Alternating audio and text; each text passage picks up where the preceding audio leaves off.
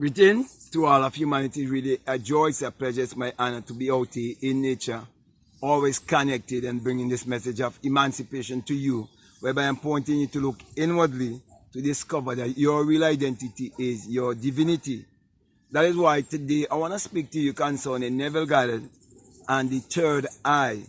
And as we all know, that Neville was taught by Abdullah the black mystic from Ethiopia. And Abdullah would have taught Neville to look inwardly to discover that his real identity is his divinity, and that God in man is man's imagination. Therefore, when Neville had no money and had no job but wanted to take a trip to Barbados, it was Abdullah who taught him what to do to make that trip possible. And what he did was pointed him to look within to discover that the kingdom of God is within himself. And that is what brings me to this point of the third eye, or what some people refer to as the Eye of Horus. Now, when we look at the Bible, we see also that the Bible has been telling us about this third eye from Genesis right down to Revelation. And for you to discover that, you would have to realize that the central character of the Bible is man's imagination. Therefore, this whole thing about opening the third eye is an awakening of your imagination, having an awakened imagination. Now, we all know that Neville would have taught the law and the promise, and the promise is actually speaking of the third eye awakening, though he would have never mentioned third eye or the Eye of Horus.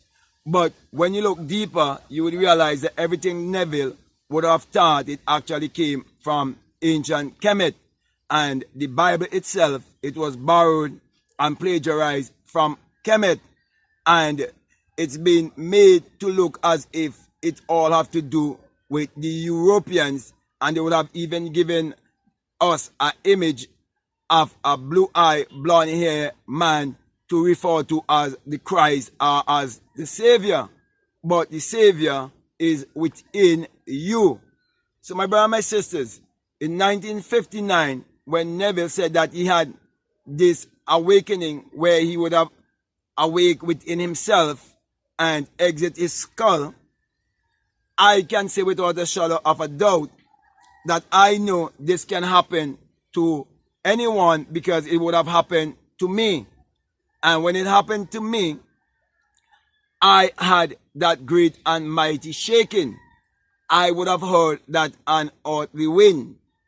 But I must say to you that there is an eye that opened within me. Cannot remember if Neville said an eye opened within him, but I'm telling you, an eye did open within me. And that's how I came to understand that when the Bible says that you shall change from mortal to immortality in a twinkling of an eye, that twinkling of an eye is an opening of an eye. So in essence, if you want to come to have the third eye experience, you have to start by believing in yourself and start to embrace yourself and start to trust the power in you that you can use to create your every desire. And that was what Abdullah did to Neville, knowing that he would go to the next stage. So I'm saying to you, you have to understand that you must go from one stage to the next stage. But the first stage must be you accepting yourself, you loving yourself, and you believing in yourself. Which means, once you are loving and believing in yourself and accept your higher self as your innermost being or essence, you cannot worship or serve to master at the same time. So you can't believe in your imagination as the creator and still believe in Jesus of 2,000 years ago. Okay, so you have to choose one.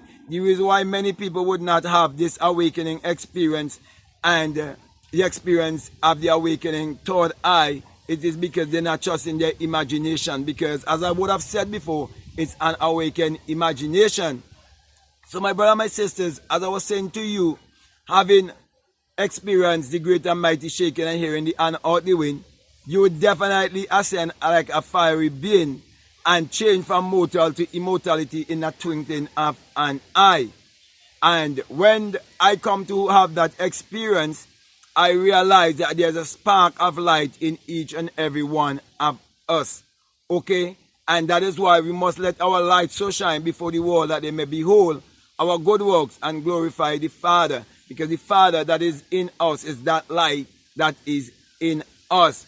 And that light is actually the infinite intelligence that is in us. It's the divine mind that is within us. Okay? And I've come to understand that that whole experience that I would have experienced is actually the rising of the sun, as in the S-U-N, in a S-O-N. And truly, the Bible is actually the sun book. So my brother and my sisters, many people have this experience in many different ways. But I'm saying to you, when I had the experience, I would have gone beyond my crown chakra and come into the ninth power. Okay? And come into a place where I was one with the wind. I would have heard Neville said that there was a child on the bed and he saw his brothers and so on. Okay, as three witnesses. That was not my experience. When I look around, there was nothing. I was nothing. I was just pure consciousness. Okay, that was my experience. And so, my brother and my sisters, I just want to say to you, if you are listening to me and you believe in your African spirituality, I want to say you must first of all ignore secular Christianity if you want to have an experience of the awakening of your third eye. If you want to open up your perception, if you want your IQ to go to another level, if you want to be able to be connected with the energy of your ancestors before slavery, who had the right concept of their true spirituality, then you have to get rid of all idol out of your life. And the belief of Jesus and Mary is an idol that can block you from opening up your third eye. Also, you have to live more closer to nature and be more connected to nature. And you must eat even close to nature also.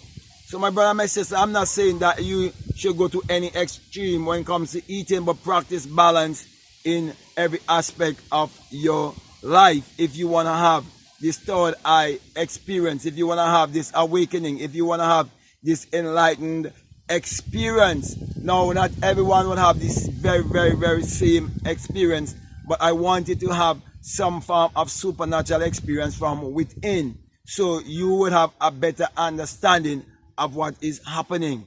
For example, I'm not a scholar of Kemet, but based on my experience and listening to others teach about Kemet, it gives me a very clear understanding of what our ancestors would have known and what our ancestors would have taught. So when Abdullah studied the Kabbalah with Neville Goddard, he was studying ancient Kemetic science. And that is the ancient Kemetic science that we all must practice in our life to live the highest version of ourselves. So my brothers and my sisters, this is just a word of encouragement to you to look more deeply and understand what has been taught by Neville Goddard in a more perfect way, in a more complete way, I should say, because many people are just teaching the law and everyone is creating. You can create consciously or you can create unconsciously. And remember, all of the material things that are here, they are temporal. Therefore, the most important thing is to know to seek that which is not temporal. That is why you're told not to gain this world and lose your soul. Seek to know your soul first. And having an awakening experience from within will do the work and answer all your questions. Because all that you're seeking for, it is within you. And that's why I'm pointing you to look within yourself and raise that energy so you'll have that third eye experience. So it was a third eye experience that Neville had in 1959. And that's why it's very important to teach both the law and the promise and to use the Bible to teach the work of Neville Goddard, because we all must set our brothers and our sisters free by teaching them not to believe in secular Christianity that is pointing them to look outwardly to keep them in mediocrity and limitation, but to look within and be connected with our ancestors and their teaching before it was stolen.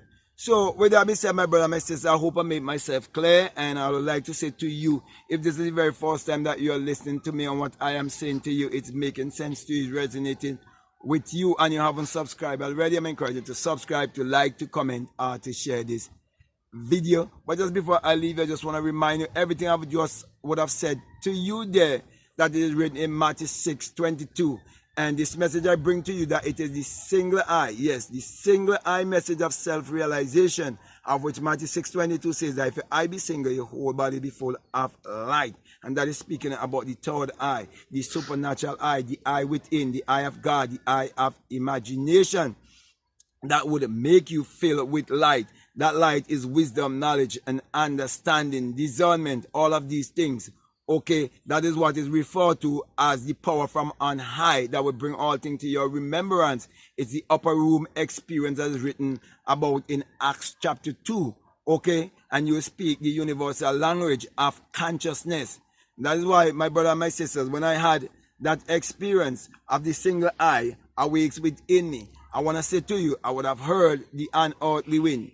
I would have experienced myself as a fiery being, burst my crown chakra, and became invisible. And that's why I'm saying to you that this message and this experience will prove to you that the Bible is the Sun book, as in the S-U-N book. And that also that experience is the rising of the S-U-N in a S-O-N. For truly the Bible, for truly the sun parallels the human imagination, and the human imagination parallels the sun. For without the sun, there is no life, and there is no light. And without the human imagination, there isn't anything made that was made.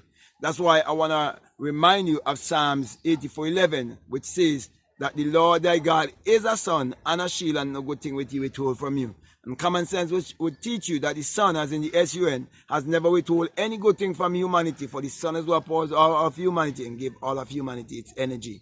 And that is why in Malachi chapter 4 verses 2, you're told also that the Son of Righteousness shall arise in you with healing in his wings. So righteousness is you discovering the sun in you. It is you having that awakened imagination. And that's why I'm bringing healing to all of humanity, pointing each and everyone to look inwardly to discover that their real identity is their divinity, and encouraging you to use your mind power, which is your solar power, your sun power, your God power, your creative power, which is actually the sexual power. Use that power to achieve your every desire. For that was the message that was taught to Neville Goddard by our ancestor Abdullah. So with that being said, I want to say peace, love you all, I'm out.